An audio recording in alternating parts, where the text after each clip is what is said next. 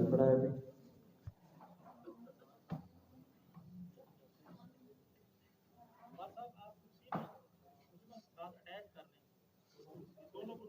चल जाएगा, नहीं अपनी मिलेगी इंशाल्लाह,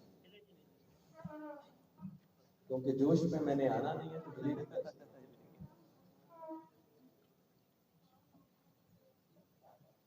तो सबसे पहले तो मैं आप तमाम अहबाब को आज के इस वक्त कन्वेंशन में तशरीफ लाने पर वेलकम कहता हूँ, आपका शुक्रिया अदा करता हूँ, आपको मुबारकबाद पेश करता हूँ, और बिलखसूस जिला मियांचली की हमारी इंतजामिया के जुमला अहबाब और फिर जो मेज़बान पीपी हल्का है उनकी पूरी की पूरी टीम को मैं दिल की गहराइयों से मुबारकबाद। ऐसे ये आबिद साहब बल्कि ज्यादा मरतबा ही होगा, इससे कम नहीं। अगर आपके इलाके के विजिट भी डाल दें तो ज्यादा हो।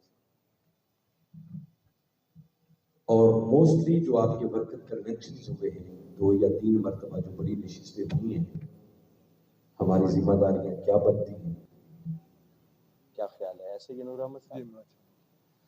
फिर इस मौजू के हवाले से आज नूर अहमद सऊ साहब ने बहुत सारी चीजें आपके सामने बयान कर दी। मैं सिर्फ स्टार्ट अपनी गुफ्तगू का यहीं से देता हूँ, सिर्फ आपको ये बात बताने के साथ कि हाज़रीन मुकर्रम याद रखें, मुस्तफ़ी इनकलाब आना है और वो डॉक्टर ताहिरुल कादरी की क़यादत में। दुनिया की कोई ताकत इस इनकलाब को रोक नहीं सकती। बहुत से लोग नंगे हो गए और रहते नंगे होने वाले हैं। उसके बाद उम्मीद की सिर्फ एक ही किरण है जिसका नाम डॉक्टर मोहम्मद ताहिर,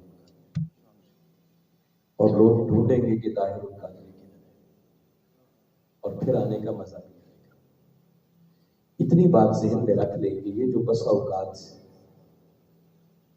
हमारे जहनों के अंदर कुछ शुरू हो जाती है, वो नई हुकूमत बनी, किसी ने हकीकी आज़ादी मार्च कर दिया, कोई नया प्राइम मिनिस्टर आ गया, तो हम परेशान हो जाते हैं कि हम कहाँ हैं, हमारे कायद किधर है, पाकिस्तान अवामी तहरीक कहाँ है, आजकल हम सड़कों पे क्यों नहीं निकल रहे, एहतजाज क्यों नहीं कर रहे, अब कोई धरना क्यों नहीं दे रहे। तो याद रखें, हर रोज टक्कर ही लेते रहना ये कोई अक्लमंदी का काम नहीं। अक्लमंद लोग ऐसे नहीं करते, ये बचगाना बात है। इनकलाब कोई बच्चों का खेल नहीं कि आप घर से निकले, नाक की सीट पे चलते जाएं और सीधा सीधा इनकलाब के लिए कभी जमीन के ऊपर रह के खेलना पड़ता है, कभी ज़ेरे जमीन जाना पड़ता है। मैं इंशाल्लाह आगे मेरी गुफ्तगू में मुमकिन है चंद बातें आ जाए आपकी इस ईमान और यकीन के लिए। आपको अल्लाह ने जो हस्ती अता की है ना, वो मामूली हस्ती नहीं है, बहुत ऊंची हस्ती है। हमें समझ नहीं आती उनकी बहुत सी बात होगी। आपके कायद, आपके लीडर आपको इस सदी के फितनों से इस तरह बचा कर लेके चल रहे हैं जैसे मुर्गी अपने बच्चों के परों में छुपा छुपा कर चलती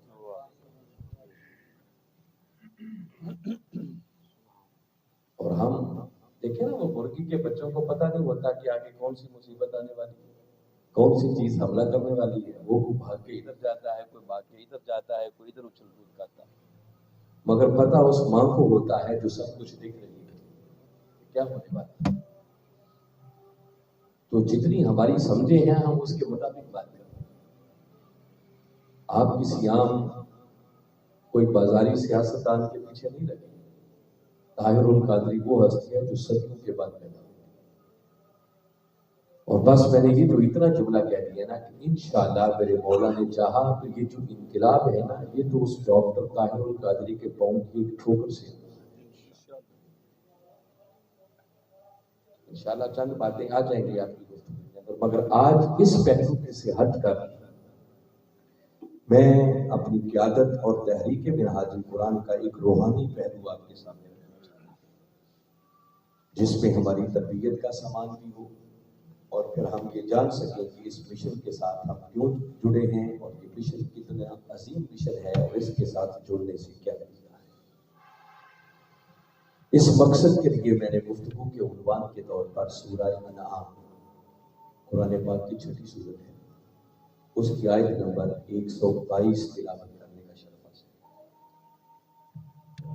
اس آیت کریمہ میں بنیادی طور پر اللہ رب العزت نے دو بندوں کا موازنہ کیا اور موازنہ کر کے پھر ہم سے پوچھا ہے کہ بھلا بتاؤ اس طرح کے دو بندے کبھی آپس میں برابر ہو سکتے ہیں؟ جواب آپ سنیں گے تو صاف ہوگا کہ کبھی بھی ایسے دو بندے برابر نہیں ہو سکتے۔ مگر اس آیت کریمہ کا جو پہلا حصہ ہے اس میں قبلہ حضور نے ہماری تربیت کے لیے بہت کچھ بیان کیا۔ اس میں سے چند چیزیں آج آپ کے پہلے آیت کریمہ کا مضمون پورا سن لے تاکہ آپ کو سمجھ رہے کہ قرآن میں بیان کیا ہوا۔ باری تعالیٰ نے اس مقام پر ارشاد فرمایا آوا من کان میتا، بھلا وہ شخص جو پہلے مردہ تھا، فاحییناہ، پس ہم نے اسے زندہ کر دیا، اور فقط زندہ ہی نہیں کیا وجعلنا لہ نورا، پھر ہم نے اس کے لیے اپنی بارگاہ سے ایک خاص نور بنا دیا، اس کو نور ادا یمشی بہی فی الناس، اور پھر وہ بندہ اس نور کے ساتھ میری مخلوق میں چلتا ہے۔ یہ ایک بندے کا ذکر ہے، مردہ تھا، فرمایا ہم نے اسے زندہ کر دیا، پھر اس کو صاحب نور کر دیا، اور پھر وہ نور کے ساتھ مخلوق میں چلتا ہے۔ فرمایا ایک طرف یہ بندہ جس پر اتنا کرم ہوا، وہ آگے پوچھا کمم خاصا، بھلا یہ اس کی مانند ہو سکتا ہے؟ فی الظلمات، جو ہر وقت ظلمات میں، تاریکیوں میں، اندھیریوں میں گھرا ہوا ہے، لیس بخارج منہا، اور اس شخص کے ان ظلمات اور تاریکیوں سے باہر آنے کے بھی کوئی امکانات۔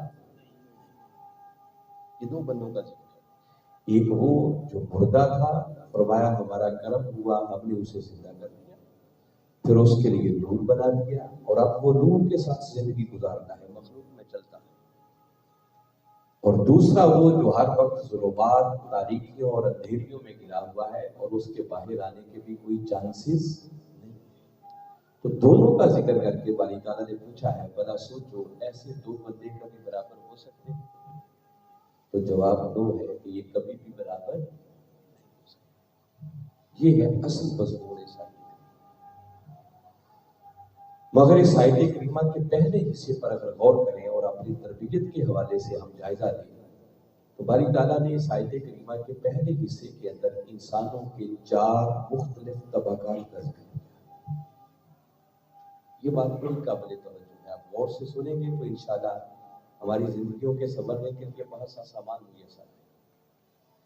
یہ جو باری تعالیٰ نے پہلے نمبر پر بات کی اَوَ مَنْ كَانَ مَيْتًا، بھلا وہ شخص جو مردہ تھا، جس کو مردہ کہا جا رہا ہے، یاد رکھیں اس سے مراد وہ مردہ نہیں ہے کہ کوئی شخص اس دنیا میں آیا اور اس نے کوئی 50-60 سال زندگی گزاری، پھر اس کی روح پرواز کر گئی، جان نکل گئی، ہم نے اٹھا کے اسے قبر میں ڈال دیا۔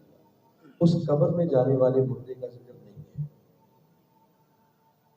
جس شخص کو اس آیت کریمہ میں مردہ کہا جا رہا ہے، یہ ایک جیتا جاگتا انسان ہے، جس کی آنکھیں بھی ہیں، جس کے کان بھی ہیں، جس کے ہاتھ بھی ہیں، جس کے پاؤں بھی ہیں، جس کا سر بھی ہے، جس کا دھڑ بھی ہے، پورا 6 فٹ کا جسم ہے، اور اس جسم کے اندر دھڑکنے والا دل بھی موجود ہے۔ مگر ان ساری چیزوں کے باوجود قرآن بتا رہا ہے کہ کچھ ایسے بندے بھی ہیں جو زندہ ہو کر بھی خدا کی نگاہ میں مردہ ہے۔ قرآن نے کس کو مردہ کہا؟ اس پر مفسرین نے لکھا کہ اس مقام پر جسے مردہ کہا جا رہا ہے یہ وہ بد نصیب ہے کہ جو اپنے خالق کو پہچان نہ سکا، اپنے رب کی معرفت نہ پا سکا، اور اسے کلمہ پڑھ کے ایمان کی خیرات بھی میسر نہ ہو۔ اس سے مراد کافر لوگ، اور یہ وہ طبقہ ہے جو زندہ ہو کر بھی خدا کی نگاہ میں مردہ ہے۔ یہ ایک طبقہ ہے انسان کا، اور یہ جو میں نے معنی کیا ہے نا، جو آپ کو سمجھایا ہے، میں بغیر کسی تخصیص کے کہہ رہا ہوں، کوئی بھی مفسر اٹھا کے پڑھ لیں، اینی بات، اب کسی بھی مکتب فکر کا، ہر کسی نے اس کا معنی یہی لکھا ہے، میں کوئی ایک آدھ کی بات نہیں کر رہا۔ اور قبلہ حضور شیخ الاسلام نے تو اپنے ترجمہ عرفان القرآن کے اندر ترجمے میں بریکٹ ڈال کر یہ بات لکھ دی. یہ اتنی پکی بات ہے جس میں کوئی دوسری رائے نہیں ہے کہ جس مردے کا ذکر ہو رہا ہے اس سے مراد وہ شخص ہے کہ جس کو ایمان کی خیرات میسر نہ آ سکے. یہ ایک انسانوں کا طریقہ ہے. پھر باری تعالیٰ نے فرمایا فَأَحْيَيْنَا، بس ہم نے اسے زندہ کر دیا.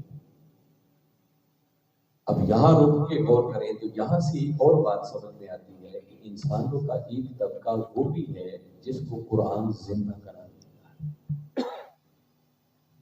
اب زندہ کون ہے؟ جس کو ایمان نہیں ملا تھا جب وہ مردہ ہوا تو زندہ وہ ہوگا جس نے کلمہ پڑھا اور اس کو ایمان کی خیرات میسر آ گئی. بڑی سادہ سی بات ہے. اگر ایمان سے محروم شخص مردہ ہے تو زندہ کون ہوگا؟ جس کو ایمان کی خیرات ملی، جس پر اللہ اور اس کے رسول کا کرم ہوا اور اس کو ایمان کی دولت میسر آ گئی. بس جو سمجھے وہ مردوں کی صف سے نکل کر زندوں کی صف میں کھڑا ہو.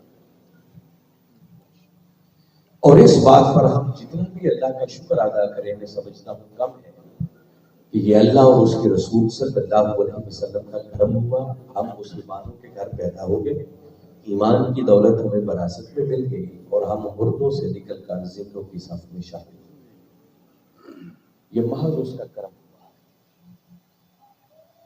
اور اللہ کی اتنے کرم ہیں ہمارے اوپر کہ ہم نے کبھی اس پر غور نہیں کیا. اگر بندہ تھوڑا سا سوچے تو شاید زندگی پر بھی اللہ کے ان انعامات کا وہ شکر ادا نہ کر سکے. آپ کبھی سوچیں اللہ رب العزت کا ہمارے اوپر سب سے پہلا کرم تو یہ ہوا کہ اس نے ہمیں انسان بنا دیا. کیا بنایا؟ یہ جو ہم انسان بن کے ہیں اس میں ہماری کسی محنت کا کوئی عمل دخل ہے؟ اس کی کروڑہا مخلوقات ہیں اور ایسی مخلوقات بھی ہیں کہ جن کو ہم چلتے پھرتے اپنے پاؤں کے نیچے رونتے پھرتے. اگر اللہ ہمیں ان میں سے پیدا کر دیتا تو کوئی زور تھا؟ یہ اس کا کتنا بڑا کرم ہے کہ اس نے اپنی تمام تر مخلوقات میں سے صرف ہم انسانوں کو چن کر اشرف المخلوقات بنا اور ہمیں اس طبقے میں رکھا. پھر انسانوں میں سے بھی دو طبقے بڑے، کچھ وہ ہیں جو کافر ہیں اور کچھ وہ ہیں جو صاحب ایمان ہیں، جن کا ذکر ابھی دو مقامات پر ہو گیا. کچھ کو قرآن مردہ کہتا ہے اور کچھ کو زندہ کہتا ہے. یہ اللہ کا اگلا کرم ہے کہ اس نے ہمیں مردوں سے نکال کر زندوں والے طبقے میں ہمیں ایمان کی خیرات ادا کر. اور یہ جو ہم نے کلمہ پڑھا ہوا ہے ذرا سوچے جو ہمیں ایمان کی خیرات ملی ہے اس میں تو ہماری محنت کا عمل دخل ہے؟ کسی کاوش کا کوئی عمل دخل نہیں. یہ محض اس کا کرم ہے کہ اس نے ہمیں ایمان کی خیرات ادا کی. پھر مومن بھی دیکھیں جب سے انسانیت کا آغاز ہوا ہے کتنے قائم ہوئے. ہر نبی کے ماننے والے صاحب ایمان ہی کہلاتے ہیں. اور یہ اللہ رب العزت کا پھر ہمارے اوپر کتنا بڑا کرم ہے کہ اس نے مومنوں میں سے بھی ہمیں اس نبی کا امتی بنایا جس کا امتی بننے کی دعائیں خود انبیاء بھی کرتے رہے. آپ لوگوں نے کبھی سوچا نہیں ہے ہم نے کہ اللہ نے کتنا بڑا ہمارے اوپر احسان کیا. اور یہ جو میں 3 بڑے کرم بتا رہا ہوں اس کسی ایک نعمت کے ملنے میں بھی ہماری کسی ذاتی کاوش کا محنت کا کوئی عمل دخل، یہ محض اس کا کرم ہے. اس پر بندہ شکر ہی ادا کر سکتا ہے. اور کتنا ناشکرا ہے وہ انسان کہ جس پر اتنا کرم ہو اور وہ کبھی اس پر سوچے اس پر غور نہ کرے کہ مجھ پر کتنا کرم ہوا. اب تاجدار کائنات صلی اللہ علیہ وسلم کی امت میں تو ہم آ گئے، صاحب ایمان ہو گئے اور ہم مردوں کی صف سے نکل کر زندوں کی صف میں آ کے کھڑے ہیں. مگر اب ان زندوں میں بھی سارے لوگ برابر نہیں ہوتے. پھر بڑی توجہ طلب بات ہے کہ ہر کلمہ پڑھنے والا ہم سمجھیں کہ سارے برابر ہیں کیونکہ زندہ ہے. نہیں، ان میں بھی بڑا فرق ہے. میں اس بات کو سمجھانے کے لیے اس ظاہری زندگی کی مثال آپ کو دیتا ہوں. دیکھیے ہر وہ شخص جس کی نفس چلتی ہے، دل دھڑکتا ہے، ہم اس کو مردہ نہیں کہتے، اسے زندہ کہتے ہیں. انہی زندوں میں سے کچھ ایسے بھی ہوتے ہیں جو بیمار ہو جاتے ہیں. کئی سیریس بیماریوں کا شکار ہوتے ہیں، فالج ہوتے ہیں، کینسر کا مریض ہوتے ہیں، ہاسپٹل میں بستر مرگ پر پڑے ہوئے ہیں، نہ اٹھ سکتے ہیں، نہ بیٹھ سکتے ہیں، نہ چل سکتے ہیں، نہ پھر سکتے ہیں، نہ کھا سکتے ہیں، نہ پی سکتے ہیں، نہ رفع حاجت کے لیے جا سکتے ہیں، مگر چونکہ نبض چل رہی ہے، دل دھڑک رہا ہے، ہم اسے مردہ نہیں کہہ سکتے، ہے زندہ، مگر ایسے زندہ ہے کہ زندہ ہو کر بھی کئیوں پر بوجھ بنے ہوئے۔ پھر ایک زندہ وہ ہے جو تندرست و توانا ہے، جو کسی پر بوجھ نہیں ہے، اس نے اپنا بوجھ خود اٹھایا ہوا۔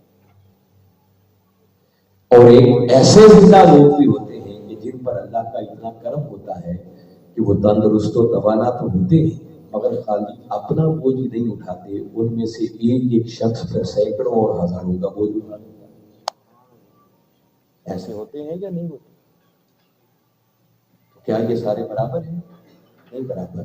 اسی طرح یاد رکھیں، جو کلمہ پڑھ کے زندہ ہو گئے وہ زندہ بھی سارے برابر نہیں۔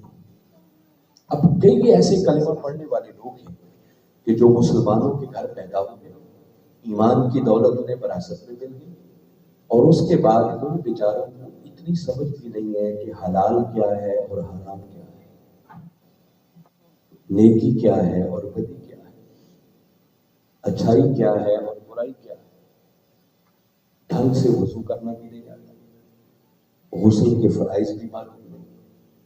ہو سکتا ہے کہ یہ ایسے بھی ہو جن کو سیدھے طریقے سے کلمہ پڑھنا بھی کوئی نہیں آتا، نہیں پتا کہ فرائض کیا ہے، واجبات کیا ہے، اللہ نے کیا کیا کرنے کا حکم دیا ہے، کن کن باتوں سے روکا ہے۔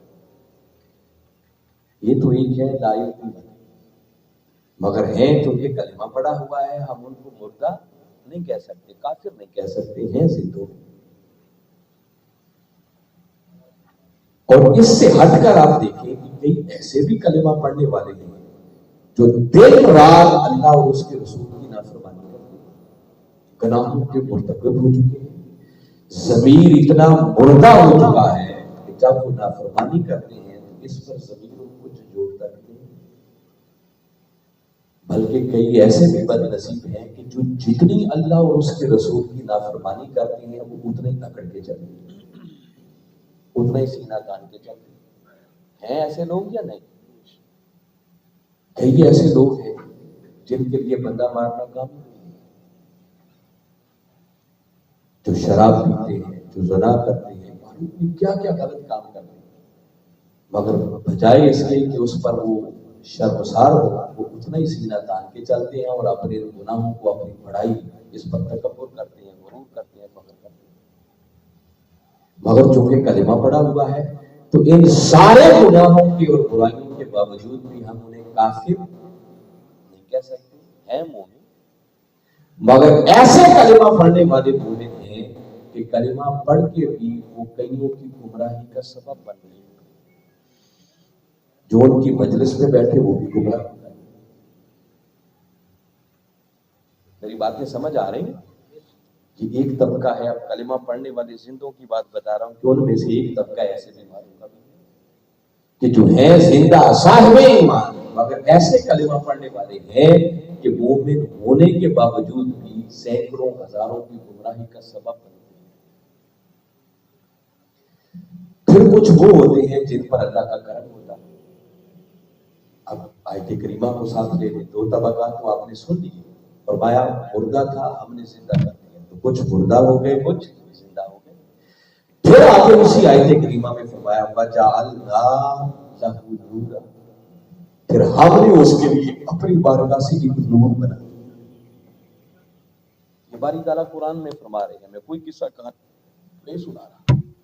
اگر یہاں روکے غور کریں تو یہاں سے ایک تیسرا طبقہ سمجھ میں آتا ہے کہ بندوں میں سے کچھ ایسے بھی ہوتے ہیں جن کے بارے میں قرآن کہتا ہے کہ وہ صاحبان نور ہیں۔ کیا ہے وہ صاحبان نور؟ اللہ ان کو نور بھی عطا کرتا ہے۔ اب سوال پیدا ہوگا کہ نور کیا ہوتا ہے، نور والے کون ہیں؟ اس پر بھی میں آپ کو قرآن کی ایک سند دے دیتا ہوں تاکہ بات آسانی سے سمجھ میں آئے۔ سورہ زمر میں باری تعالیٰ نے ایک مقام پر ارشاد فرمایا افمن شرح اللہ صدرہ للاسلام فہو علی نور من ربہ، فرمایا اللہ جس شخص کا سینہ اسلام کے لیے کھول دیتا ہے وہ خوش نصیب اپنے رب کی طرف سے ایک نور پر فائز ہو جاتا ہے۔ اب یہ ایگزیکٹ قرآن کے کلمات کیا مطلب ہے اس بات کا؟ باری تعالیٰ فرما رہے ہیں جس شخص کا سینہ میں اسلام کے لیے کھول دوں، جس کو میں اپنے دین کی سمجھ عطا کروں، جس کو اپنے دین کا فہم عطا کروں، اور جس کو دین کی سمجھ عطا کر کے پھر دین پر عمل کرنے والا بنا دوں، تو وہ دین کی سمجھ آ جانا اور دین پر عمل پیرا ہو جانا یہ اللہ کی طرف سے ایک نور ہے۔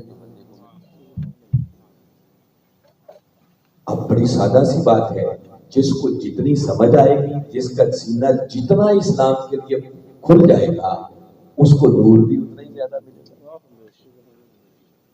اب سارے نور والے بھی ایک جیسے، تو یہ دین کی سمجھ آ جانا یاد رکھیں یہ کوئی معمولی نعمت نہیں۔ باری تعالیٰ نے اپنے محبوب مکرم صلی اللہ علیہ وسلم کی زبان مبارک سے ہم تک یہ بات پہنچائی۔ صحیح بخاری شریف ہے، میرے آقا صلی اللہ علیہ وسلم نے فرمایا من یرد اللہ بہ خیرا یفقہہ فی الدین، فرمایا اللہ جس شخص کے ساتھ بھلائی کا ارادہ کرتا ہے، خیر کا ارادہ کرتا ہے، اس پر پہلا کرم یہ کرتا ہے اسے اپنے دین کی سمجھ عطا کرتا ہے۔ اس کا بہت بڑا کرم ہوتا ہے۔ دین کیا ہے؟ تھوڑی سی بات سمجھا دوں آپ کو۔ دین سے مراد اسلام ہے۔ ان الدین عند اللہ الاسلام، کہ اللہ کے نزدیک دین فقط اسلام ہے۔ اسلام کیا ہے؟ یہ جملہ آپ اکثر کہتے بھی ہیں اور سنتے بھی ہیں کہ اسلام ایک مکمل ضابطۂ حیات ہے۔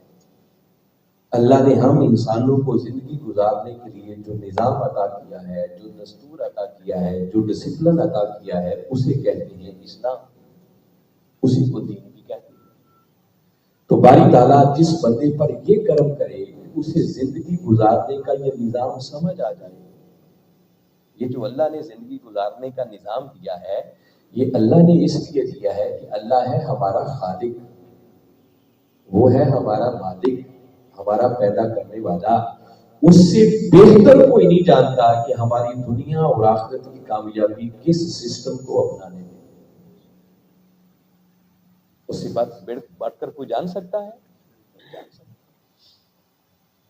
دیکھیں نا، آپ بازار سے کوئی چیز خریدیں، حتیٰ کہ آپ ایک موبائل خریدنے چلے جائیں، تو جب آپ نیا موبائل خریدتے ہیں نا، تو جس کمپنی نے بنایا ہوتا ہے ان کی طرف سے ایک چھوٹا سا بکلیٹ بھی ساتھ ملتا ہے، ایک کتابچہ ہوتا ہے نا، جس میں انہوں نے پوری ہدایات لکھی ہوئی ہے۔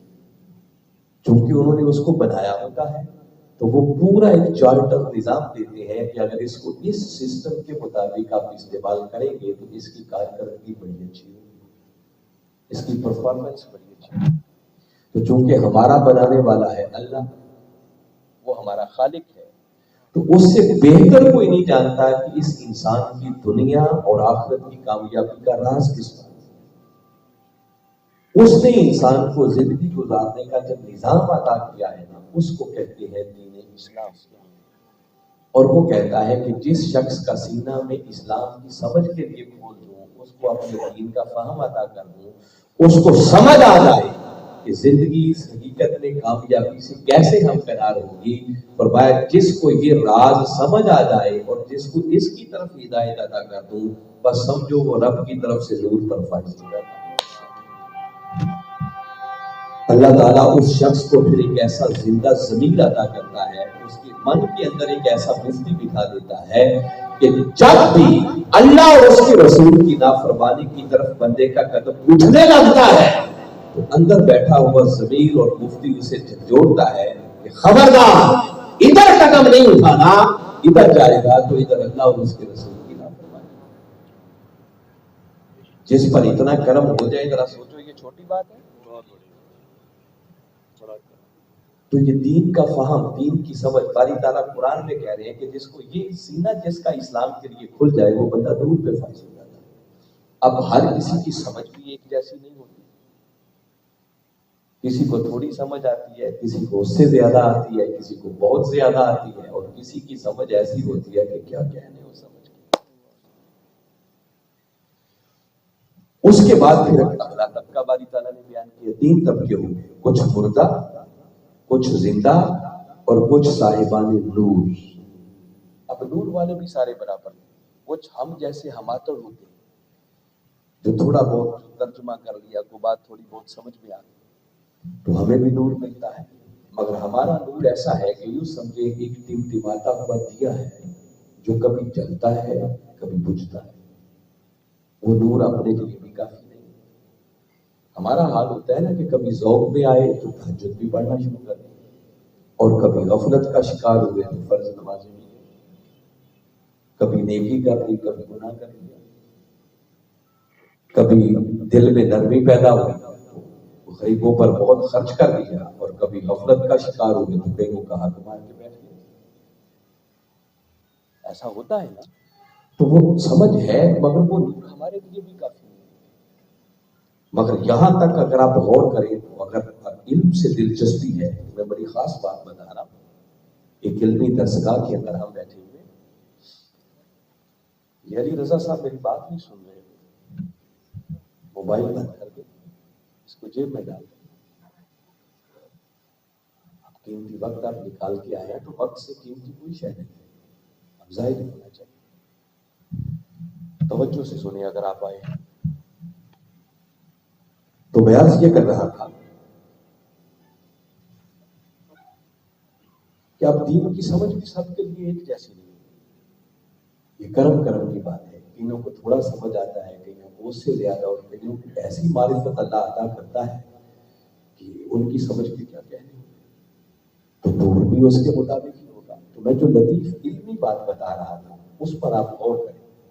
باری تعالیٰ نے جب کہا نا کہ ہم نے اسے زندہ کر دیا تو کلمات بڑے خاص ہیں، فرمایا فَأَحْيَيْنَاهُ، یہ احیینا یہ جمع متکلم کا صیغہ ہے، جس کا معنی ہے کہ باری تعالیٰ فرما رہے ہیں کہ پھر ہم نے اسے زندہ کر دیا۔ کس نے زندہ کیا؟ اچھا، اللہ ایک ہے یا زیادہ ہے؟ تو اس کی توحید کا تقاضا تو یہ ہے کہ وہ کہتا ہے کہ میں نے اسے زندہ کر دیا، مگر یہ قرآن میں ایک آدھ مرتبہ نہیں، ایسے سینکڑوں مقامات ملیں گے کہ جہاں ایک ہو کر بھی وہ اپنی بات میں کہہ کے نہیں کرتا بلکہ ہم کہہ کے کرتا ہے، اور ایسا بھی نہیں ہے کہ وہ ہر جگہ ہی ہم کہہ کے بات کرتا ہے، وہ اسی قرآن میں اپنی بات میں کہہ کے بھی کرتا ہے۔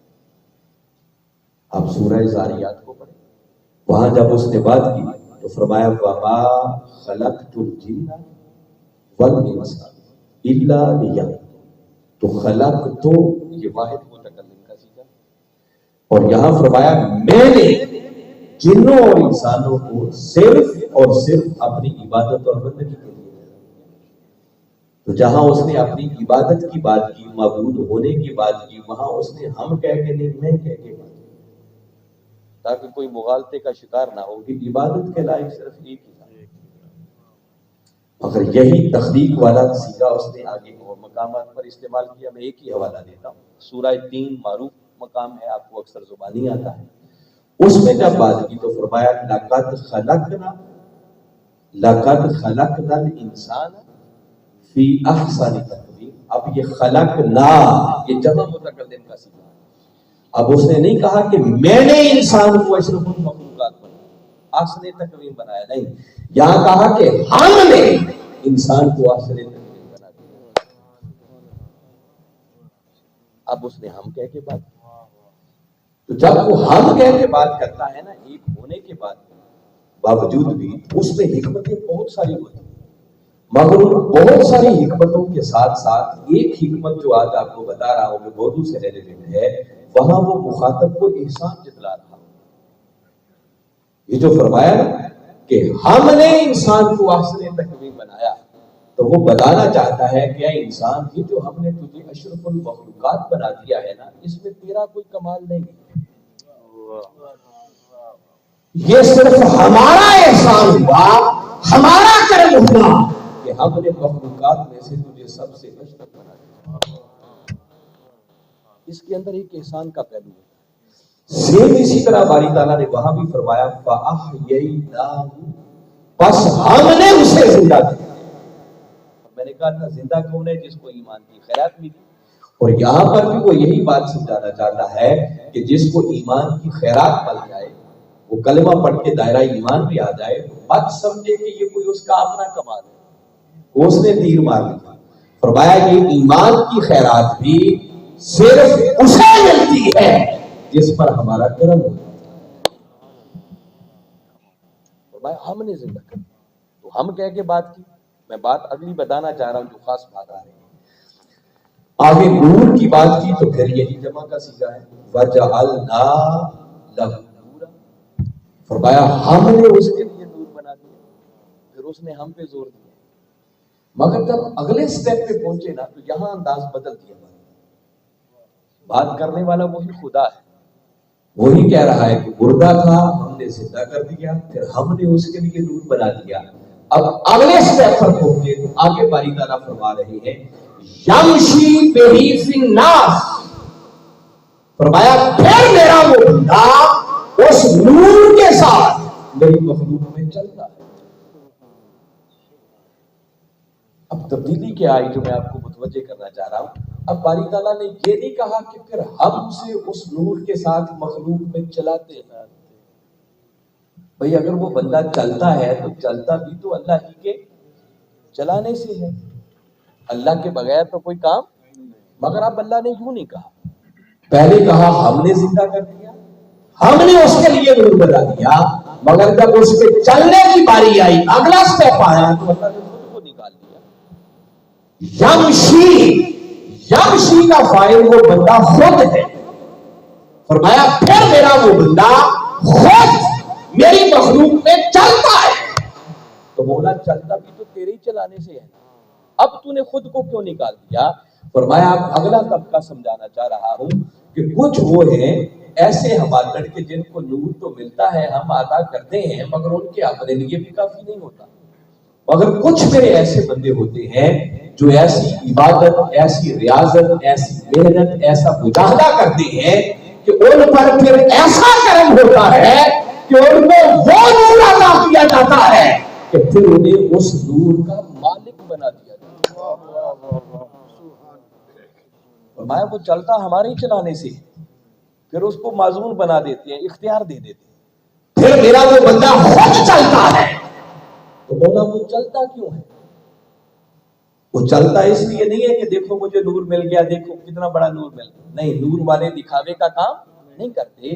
फरमाया वो चलता इसलिए है कि वो सिर्फ नूर वाला नहीं होता, बल्कि उसको फिर हम नूर बांटने वाला बनाते हैं। फरमाया फिर वो मेरा बंदा मेरी मखलूक में चलता है, घूमता है, फिरता है, देखता है, और जो कोई नूर के लेने का अहल मिल जाए उस पर तवज्जो करता है और उसके मन के खाली बर्तन को भी नूर से भर देता है। ये चौथा तबका है।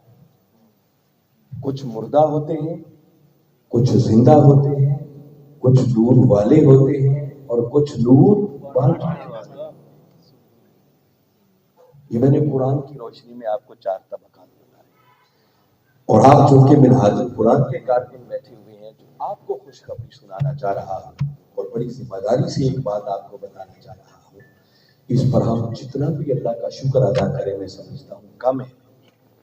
मियाँ चन्नू वालों इस बात को पल्ले बांध लो, मन की तख्तियों पर लिख लो, अल्लाह ने जिस हस्ती के साथ हमें जोड़ा है, इस वक्त रूए ज़मीन पर उस हस्ती से बढ़कर कोई नूर वाला है ही नहीं।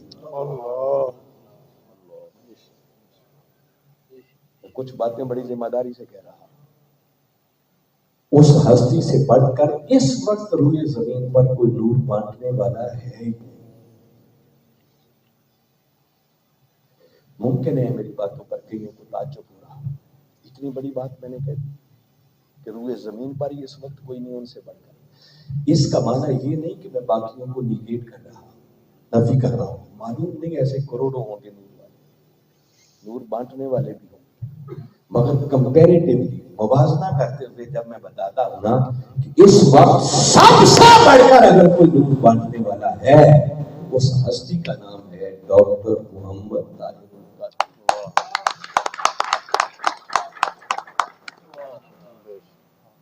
اچھا، آپ نے تالیاں تو بجا دی چونکہ سارے آپ نے بیٹھے ہوئے ہیں، منہاج القرآن کے ہیں اور آپ دل و جان سے مانتے ہیں ان کو، مگر میں چاہتا ہوں کہ خالی دل ہی نہ مانے، کچھ یہ بھی مانے، اوپر بھی سیٹسفیکشن ہونی چاہیے۔ آئیے اب آپ کو تھوڑا سا سمجھاتا ہوں۔ ابھی میں نے ایک آیت پڑھی کہ نور والا کون ہوتا ہے، اور میں نے کہا ہے کہ روئے زمین پر ان سے بڑھ کر نور والا کوئی نہیں۔ یہ بات اب آپ کو مجھے سمجھانا ہے۔ باری تعالیٰ کہتے ہیں کہ اللہ جس شخص کا سینہ اسلام کے لیے کھول دے وہ شخص اپنے رب کی طرف سے نور پر فائز ہوگا۔ تو جس کا سینہ جتنا کھلے گا اس کا نور بھی اتنا ہی زیادہ ہوگا۔ ایسے ہی ہے۔ اب اگر اسلام قرآن کا نام ہے اور یقیناً اسلام قرآن کا نام ہے، اس میں کوئی دوسری رائے نہیں، تو ذرا ایک لمحے کے لیے چشم تصور میں لائیں۔ ڈاکٹر طاہر القادری اس ہستی کا نام ہے کہ جس دور کے اندر لوگ قرآن سے بات کرنا بھول گئے تھے، ڈاکٹر طاہر القادری نے اس دور میں لوگوں کو قرآن سے بات کرنا سکھایا ہے۔ میری بات سمجھ آئی ہے میں نے کیا کہا؟ شاید جوانوں کو تو یہ بات سمجھ میں نہ آئے، چونکہ جب ایک نعمت مل جائے تو پھر احساس نہیں ہوتا۔ بزرگ اس بات کو سمجھیں گے جنہوں نے وہ دور دیکھا ہے۔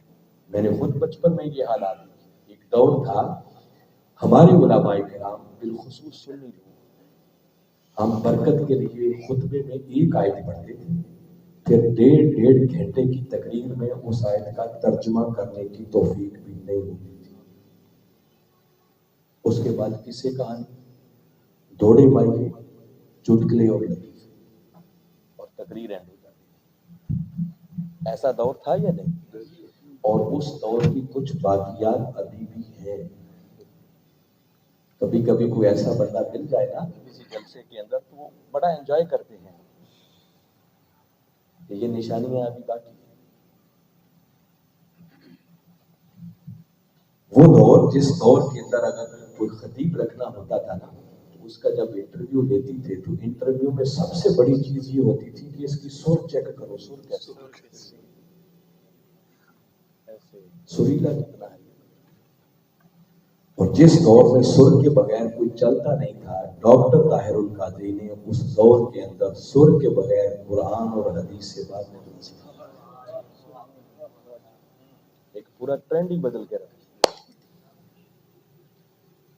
اور اس جدید دور کے تقاضوں کو سامنے رکھتے ہوئے اس مرد کلندر نے اس صدی کے اندر قرآن کا ایسا ترجمہ اس امت کو دیا ہے کہ خالی ترجمے کو پڑھے تو انسان کئی تفسیروں سے بے نیاز ہو جاتا ہے۔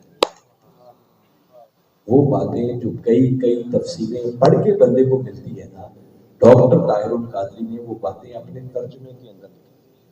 ایسا ترجمہ اتنا سلیس، اتنا آسان، اتنا بامحاورہ، اتنا روانی کے ساتھ ترجمہ ہے کہ خالی ترجمہ پڑھیں تو قرآن کی بات من میں اترتی چلی جاتی ہے۔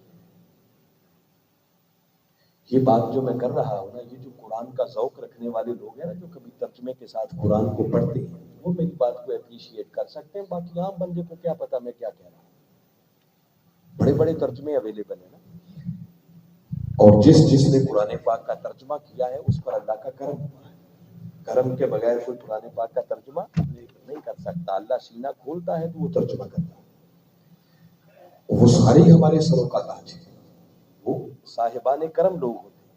میں سمجھانے کے لیے مثال دیتا ہوں، اگر آپ قرآن پڑھنے والے کئی بیٹھے ہوں گے ذوق رکھنے والے، ہمارے لیے بہت بڑا ترجمہ پچھلی صدی کے مجدد، ہمارے سروں کا تاج اعلیٰ حضرت عظیم البرکت امام محمد رضا خان بریلوی رحمۃ اللہ تعالیٰ علیہ کا ترجمہ ہے کنز الایمان۔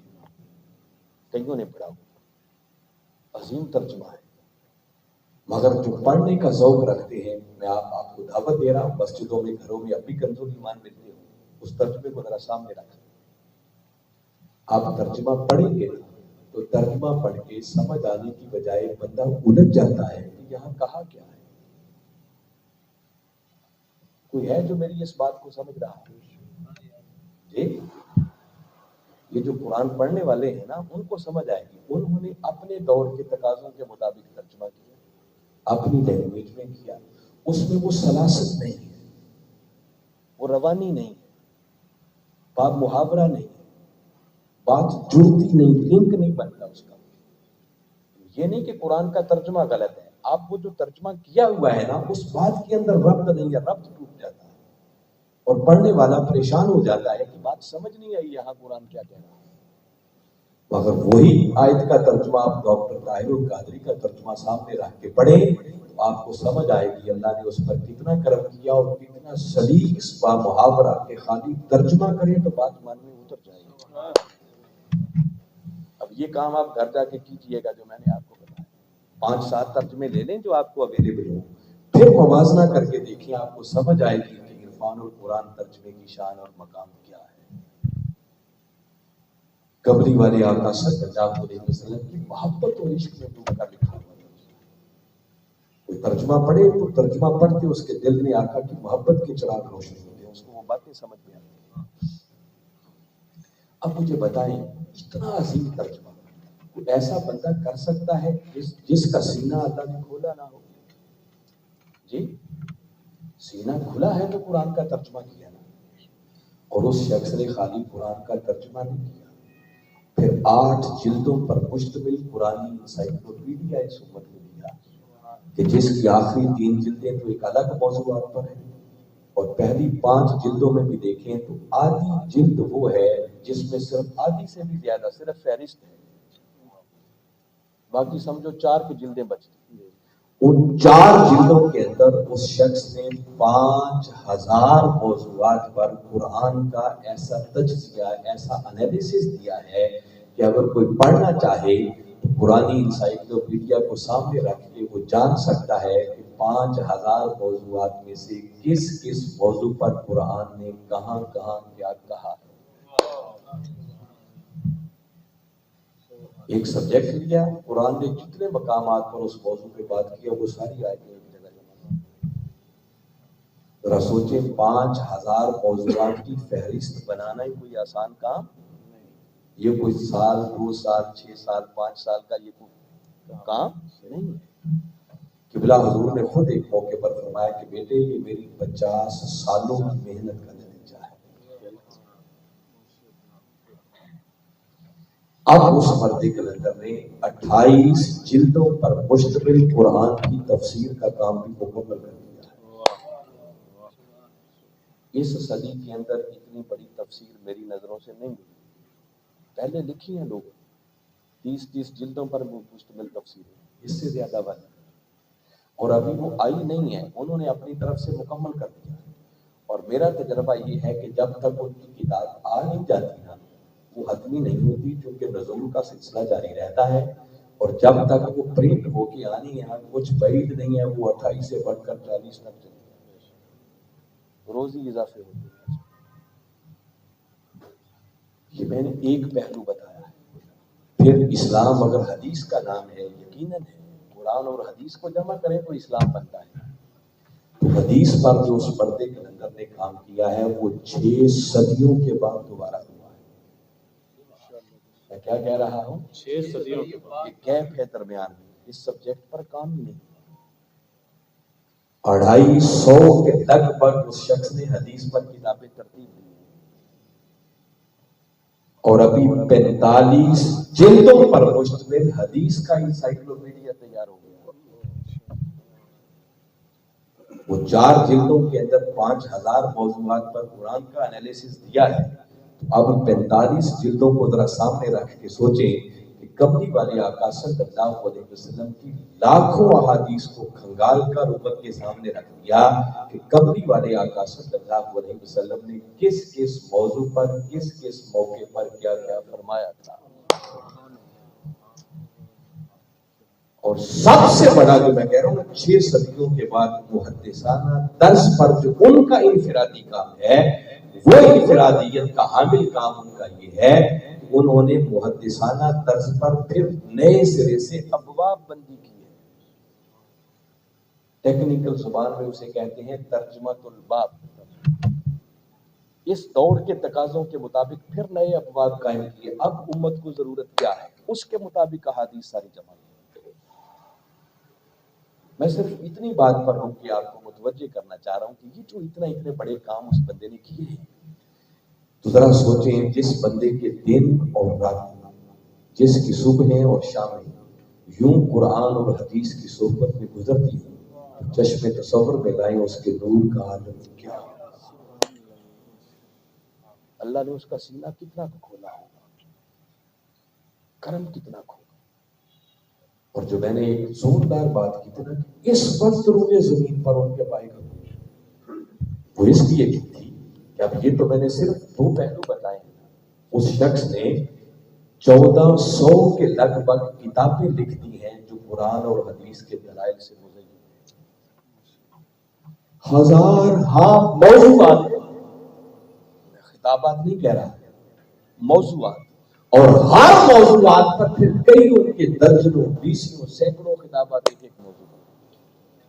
آپ صرف موبائل ٹیلی فون کھولیں، ہم بےہودہ لغو چیزیں دیکھنے پر بھی تو وقت ضائع کرتے ہیں نا. آپ یوٹیوب پہ جائیں اور صرف لکھیں ڈاکٹر طاہر القادری، اس مردے کلندر کے اتنے ہزارہ خطابات آپ کے سامنے کھل جائیں گے کہ میں دعوے سے کہتا ہوں کہ کوئی شخص آج سے روز سننا شروع کرے، ہر روز نیا ایک خطاب سننا، بندے کی زندگی ختم ہو سکتی ہے، اس مردے کلندر کے خطابات ختم نہیں ہو سکتے. ان خطابات کے اندر کوئی جوڑے مائیے نہیں، کوئی چٹکلے لطیفے نہیں، یا قرآن کی بات ہے یا صاحب قرآن کی بات ہے.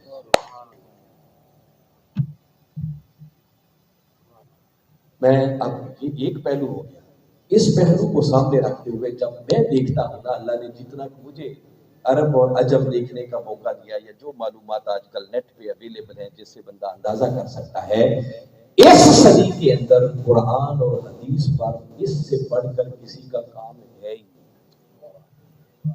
یہ میرا دعویٰ ہے اللہ، اور آپ کو دعوت دے رہا ہوں کوئی اس صدی میں کسی نے اس سے زیادہ کام کیا ہو تو مجھے بھی بتائیں، نہیں ملے گا. تو جب اتنا کام ہی کسی کا نہیں، اس کا مطلب اس سے زیادہ سینہ کسی کا کھلا، تو جس کا جتنا سینہ کھلے گا اس کا نور بھی اتنا ہی زیادہ ہوگا. اس لیے میں نے کہا کچھ اس کو بھی سمجھ آنی چاہیے. اور اب میں ایک سادہ سی بات کہہ رہا ہوں، ذرا سوچیے. باری تعالیٰ نے قرآن میں کہا ہے کہ اللہ جس شخص کا سینہ اسلام کے لیے کھول دے وہ نور پر فائز ہو جاتا ہے. جس کا اپنا سینہ کھل جائے وہ نور پر فائز ہو جاتا ہے. تو ذرا چشم تصور میں لائے جو شخص کروڑوں کے سینے کھولنے کا سبب بن گیا، جس نے کروڑوں کے سینے کھول دیے، تو سوچو اس کے اپنے نور کا عالم کیا ہے. اس لیے میں زور سے کہتا ہوں، کوئی ڈاواں ڈول سی بات نہیں کرتا، میں وہ بات نہیں کہتا جس کو دل نہیں مانتا. اتنی بات کرتا ہوں سوچ سمجھ کے کہتا ہوں. اس لیے میں نے کہا کہ آج میں کھڑے ہو کے نہیں بات کرنا چاہ رہا تھا کہ جوشیلی باتیں نہ ہو، ہوش والی باتیں. اس لیے میں نے کہا کہ اس وقت روئے زمین پر اس سے بڑھ کر نہ کوئی نور والا ہے نہ کوئی نور بانٹنے والا ہے. اللہ ایسے لوگوں کو نور بانٹنے کی ڈیوٹی ادا کرتا کہ نور بانٹتے. مگر اگلی بات سنیں، دلچسپ بات آپ کو بتاتا ہوں. اب کوئی کہے کہ اچھا اگر ان کو نور بانٹنے کی ڈیوٹی ملتی ہے تو جس کو چاہے توجہ کریں اور نور دیتے چلے جائیں، مگر یہ نہیں دیتے. میں ایک لفظ کئی دنوں سے ڈھونڈ رہا ہوں، اللہ کرے مجھے اس سے اچھا لفظ مل جائے. یہ لوگ جو ہوتے ہیں نا جن پر اتنا کرم ہوتا ہے، یہ بڑے کھاک قسم کے لوگ ہوتے ہیں. ان سے بڑا سمجھدار کوئی نہیں. دیکھنے میں یہ بڑے سادہ سے نظر آتے ہیں، اور مجھے اس سے اچھا کوئی اور لفظ مل نہیں رہا جو ترجمہ کر سکے جو میں کہنا چاہ رہا ہوں، جو میرا دل کہتا ہے. نہیں توجہ کرتے، اس لیے نہیں کرتے کہ آپ کو دیہات کی مثال دیتا ہوں. دیہاتوں کے اندر لوگ ایک دوسرے کے گھر دودھ لینے جاتے ہیں. ایک گھر دودھ والی بھینس ہے، باقی گھروں میں نہیں ہے، تو لوگ اس گھر میں جائیں گے. ہر کوئی برتن لے کے جاتا ہے اور ایک خاتون ہوتی ہے جو ہر کسی کے برتن میں دودھ ڈالتی ہے. مگر آپ کبھی دیکھیں اگر کسی کا برتن گندا ہو تو وہ دیہاتی خاتون اس گندے برتن میں دودھ نہیں ڈالتی، اللہ اکبر اللہ وہ کہتی ہے دودھ اللہ کا نور ہے، اسے گندے برتن میں کیسے ڈالیں؟ اگر دیہاتی خاتون اتنی سمجھدار ہے کہ دودھ جیسے دودھ کو گندے برتن میں نہیں ڈالتی، تو بابا یہ اللہ کے ولی اس رب کی معرفت کے نور کو اس من کے گندے برتن میں کیسے ڈالتے؟ نہیں ڈالتے، توجہ نہیں کرتے۔ وہ بھی توجہ وہاں کرتے ہیں جو تھوڑا رگڑا لگا کے مانج کے تھوڑا صاف کر کے، اور تھوڑا سا کوئی صاف کر لیں تو پھر انہیں دینے میں دیر نہیں لگتی، بس توجہ ایک ہی کرتے ہیں اور من کا برتن بھر دیتے ہیں، کیونکہ اللہ نے ڈیوٹی لگائی ہوتی ہے ان کی نور پر۔ اور یہ جو کہا نا یمشی بہی فی الناس، پھر میرا وہ بندہ مخلوق میں چلتا ہے، وہ چلتا اسی لیے ہے، گھومتا ہے، پھرتا ہے، دیکھتا ہے کہ کوئی لینے والا مل جائے، کسی کے برتن کا رخ سیدھا ہو۔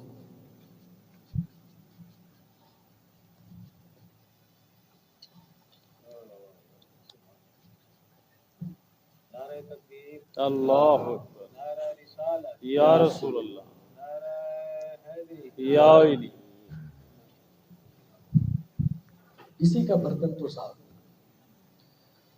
اور آپ پوچھیں کہ وہ مانجا کیسے جاتا ہے برتن، کیسے صفائی ہوتی ہے؟ تو میں دنیا داروں کی بات نہیں کرتا، اللہ والوں کی بات کر رہا ہوں، نور والوں کی بات کر رہا ہوں۔ یاد رکھیں ان نور والوں سے اگر کچھ لینا ہوگا، جب ان سے جڑے تو جڑنے کا پہلا تقاضا یہ ہوتا ہے کہ پھر زبان بات، کیا زبان بات، یہ پہلا تقاضا آپ کو بتا۔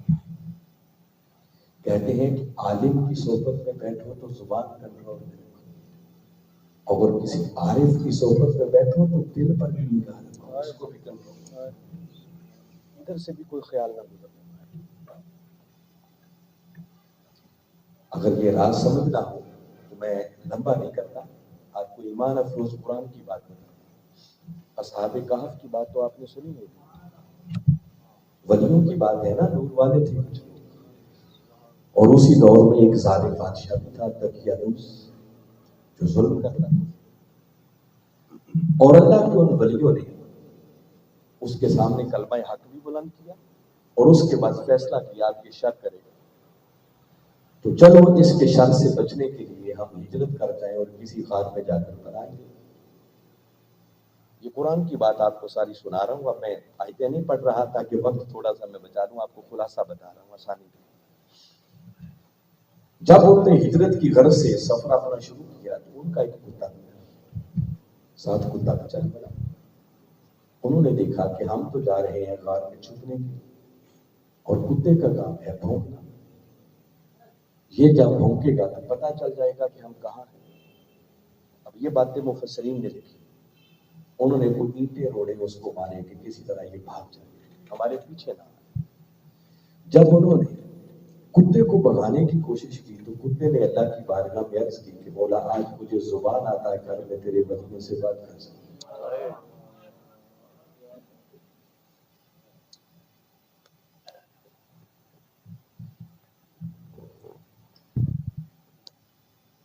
اللہ نے اسے زبان دے دی۔ وہ کتا اپنے پچھلے 2 قدموں پہ کھڑا ہو گیا اور ولیوں سے مخاطب ہو کے کہنے لگا، جس کا ترجمہ قبلہ حضور نے اپنی زبان میں کیا، مفسرین نے لکھا ہے سارا۔ وہ کتا ان ولیوں سے کہنے لگا کہ ولیوں میں کتا ضرور ہوں، مجھے بھگاؤ نہیں، اپنی صحبت سے جدا نہ کرو، میں کتا ضرور ہوں مگر ولیوں پر بھونکنے والا نہیں۔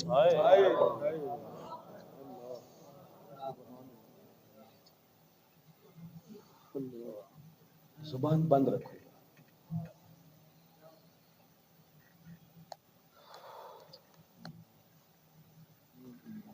وہ کسی نے اسی کا ترجمہ کیا ہے کہ اس کتے نے زبان حال سے کہا کہ نہ میں بھونکا تے نہ میں ٹونکا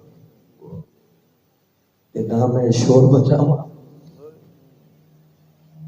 تے ولیاں دے لڑ لگ کے شاید میں بھی بخشیا جاواں۔ پہلی شرط ہے زبان۔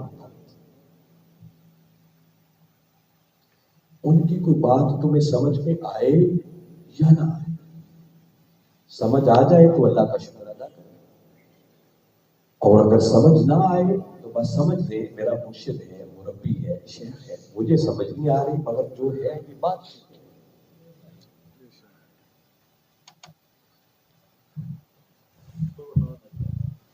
اگر وہ کہے میں نے ایسے کتے کی بات کر دی تو بات تو قرآن کی ہے نا، آئیں تھوڑی اگلی بات بھی بتاتا ہوں تاکہ مزید کلیئرٹی ہو جائے، کوئی ڈاؤٹ نہ رہے۔ ہر طرح کا بندہ سوچنے والا بیٹھا ہوگا۔ اسی سورہ کہف کے اندر باری تعالیٰ نے ایک اور واقعہ بیان کیا۔ حضرت موسیٰ علیہ السلام اولو العزم پیغمبر ہیں، اور اللہ نے خود ان کو بھیجا کہ جاؤ میرے ایک مرد کامل خضر علیہ السلام کی تلاش کرو۔ یہ سب آیتیں لکھی ہوئی ہیں قرآن پاک میں۔ یوشع بن نون کے ساتھ وہ ان کی تلاش میں نکل پڑے، اور جہاں ان کی بھنی ہوئی، کٹی ہوئی، تلی ہوئی مچھلی زندہ ہو کر دریا میں کود گئی تھی، قرآن کہتا ہے فوجدا عبدا من عبادنا، بس وہاں ان دونوں نے ہمارے بندوں میں سے اس خاص بندے کو پا لیا۔ خضر علیہ السلام مل گئے، اور ملتے ہی خضر علیہ السلام نے ان کو پہچان کے کہا تھا کہ تم بنی اسرائیل کے موسیٰ ہو نا جو دور پہ جا کے باتیں کریں گے۔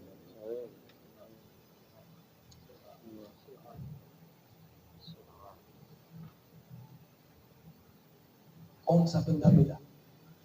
اس کی تعریف باری تعالیٰ نے کی ہے، آتیناہ رحمۃ من عندنا وعلمناہ من لدنا علما، ہمارے اس بندے کو پایا جس کو ہم نے اپنی بارگاہ سے ایک خاص رحمت، عام رحمت نہیں، کون سی خاص رحمت، وعلمناہ من لدنا علما، اور اپنی بارگاہ سے اسے ایک خاص علم لدنی بھی عطا کیا۔ اب میں جو خاص بات آپ کو بتانا چاہ رہا ہوں تاکہ بات لمبی نہ ہو، باتیں تو بہت ہیں اس پہ کرنے والی، مگر میں صرف موضوع سے ریلیٹڈ جس کے لیے ادھر آیا۔ جیسے ہی موسیٰ علیہ السلام ان سے ملے تو موسیٰ علیہ السلام نے ان کو ریکویسٹ کیا تھی۔ قال لہ موسیٰ، موسیٰ علیہ السلام نے ان سے کہا هل اتبعک علی ان تعلمنی مما علمت رشدا۔ بڑی توجہ طلب خاص بات۔ اب اس آیت کی سینس کو بھی ہر بندہ نہیں سمجھ سکتا۔ بڑے بڑے مہذب معاشرے آگے ہیں نا، لوگ کہتے ہیں اب ہم زیادہ تہذیب والے ہیں، قربان جائیں ان انبیاء سے بڑھ کر مہذب کون ہو سکتا ہے؟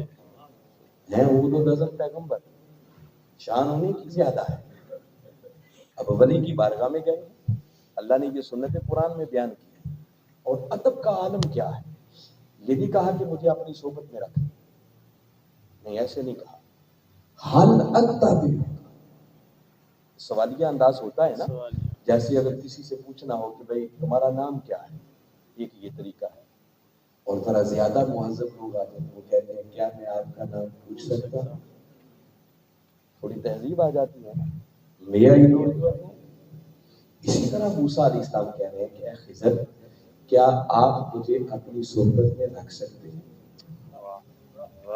اس شرط پر کہ جو اللہ نے آپ کو ہدایت کے لیے سکھایا ہے اس میں سے کچھ آپ مجھے بھی سکھا دیں۔ میں اس کی نئی تفصیل میں جاتا، یہ بڑی ایمان افروز بات ہے۔ صحبت میں رہنے کی گزارش ہے۔ اب جو آپ بات جانتے ہیں میں صرف مفہوم سمجھا رہا ہوں۔ یہ سن کر خضر علیہ السلام نے بڑا سیدھا سا جواب دیا، قرآن میں لکھا ہوا، کہا موسیٰ مجھے آپ کو اپنی صحبت میں رکھنے میں کوئی مذائقہ نہیں ہے، میں رکھنے کو تیار ہوں، مگر پرابلم یہ ہے کہ میں کچھ ایسے کام کروں گا جس پر آپ سے چپ نہیں رہا جائے گا۔ میں وہ چپ کا فلسفہ آپ کو سمجھا رہا ہوں کہ جب ان علم لدنی والوں سے جڑو تو بات سمجھ میں آئے یا نہ آئے زبان بند رہنی چاہیے، پھر ملتا ہے۔ جب خضر علیہ السلام نے یہ بات کی تو موسیٰ علیہ السلام کی بھی قرآن پاک کی آیت ہے، کہنے لگے کہ میں وعدہ کرتا ہوں کہ اگر اللہ نے چاہا تو بولوں گا، صابر بن کے رہوں گا جو بھی آپ کہیں، کوئی سوال نہیں۔ ہم نے پھر زور دے کے کہا کہ ٹھیک ہے، اگر آپ میرے ساتھ رہنا چاہتے ہیں تو پھر جب تک آپ رہیں میں جو کچھ بھی کروں سوال کوئی نہیں کرنا، یہاں تک کہ میں خود اس کی حکمت آپ کو بتا دوں۔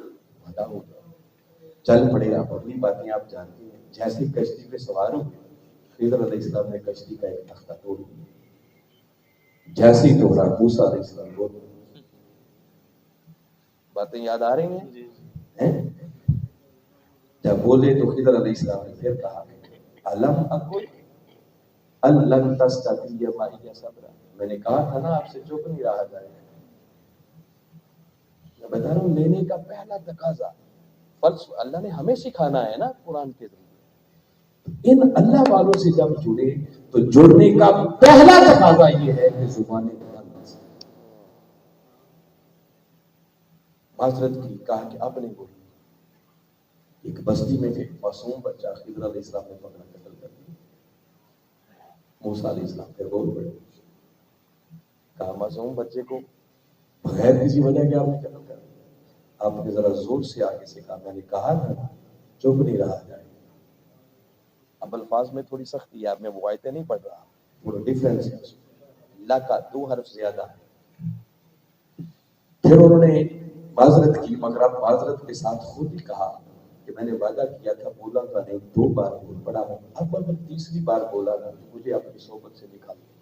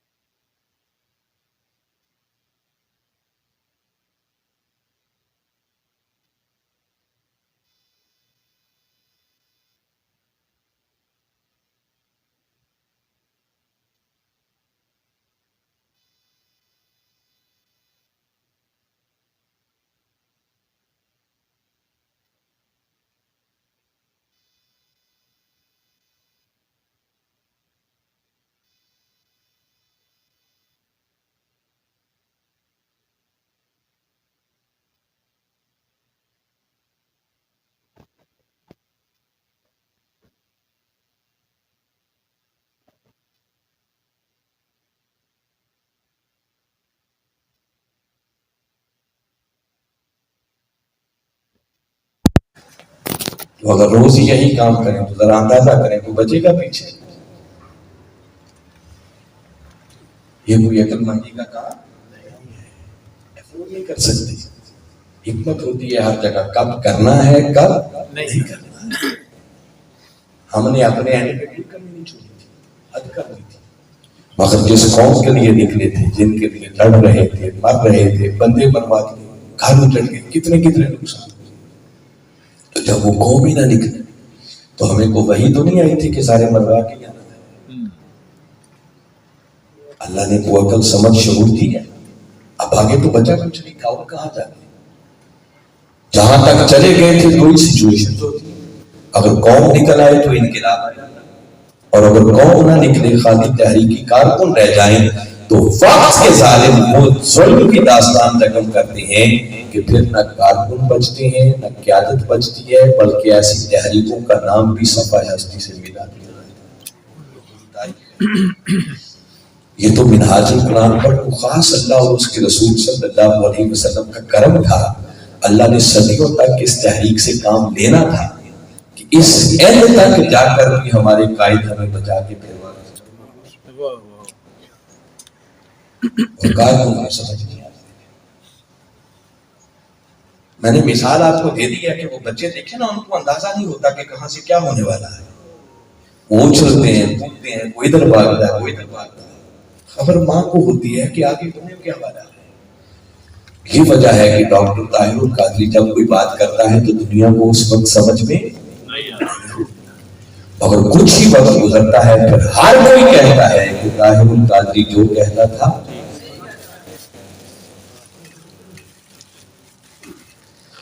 تو خیر میں بتا کے رہا تھا کہ اگر ایسے لوگوں کے ساتھ جڑے تو پھر اس جڑنے کے کچھ تقاضے ہوں.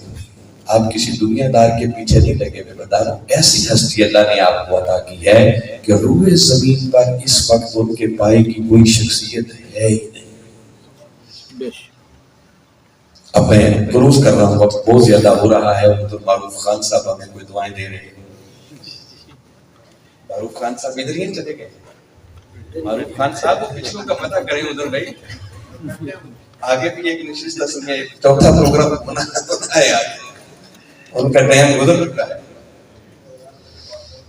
تو میں اب کلوز کر رہا ہوں. بس اب یہ ایک جملہ میں پھر بہت سوچ سمجھ کے کہہ رہا ہوں, خاموش و حواس کہہ رہا ہوں, بڑی ذمہ داری سے کہہ رہا ہوں, اپنے ایمان اور یقین سے کہہ رہا ہوں.